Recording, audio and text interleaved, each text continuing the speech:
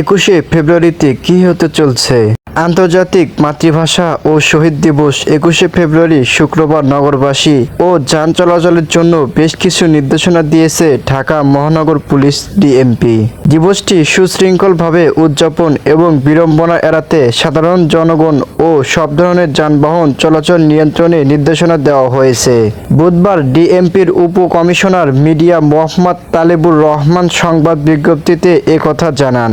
বিজ্ঞপ্তিতে বলা হয়, 21শে ফেব্রুয়ারি রাত 1:45 থেকে কেন্দ্রীয় শহীদ মিনার সর্বসাধারণের জন্য উন্মুক্ত থাকবে। শ্রদ্ধা জানাতে আসা নাগরিকরা ব্যাগ, কার্টুন, দাহ পদার্থ বহন করতে পারবে না।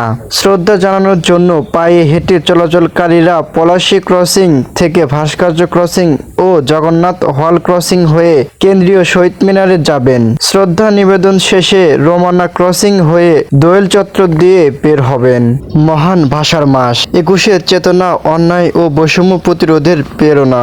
21-এর চেতনা বাংলাদেশের জাতীয় ইতিহাসের একটি অবিচ্ছেদ্য অংশ। 1952 সালের ভাষা আন্দোলন কেবল মাতৃভাষার অধিকারের জন্য সংগ্রাম ছিল না, বরং এটি ছিল স্বাধীনতার পথ চলার প্রথম সোপান। ভাষার জন্য জীবন দেওয়া শহীদদের আত্মত্যাগ পরবর্তী সময়ে জাতীয়বাদী আন্দোলনকে অনুপ্রাণিত করেছে, যা 1971 সালের মুক্তিযুদ্ধে গতি সঞ্চার করে। 21-এর চেতনা আমাদের গণতান্ত্রিক মূল্যবোধ, ন্যায় বিচার ও সম অধিকার ভিত্তি রচনা করেছে। সর্বশেষ 2024-এর জুলাইয়ে সংগঠিত ছাত্র জনতার অভ্যুত্থান 21-এর সেই চেতনাকে নতুনভাবে সামনে নিয়ে এসেছে।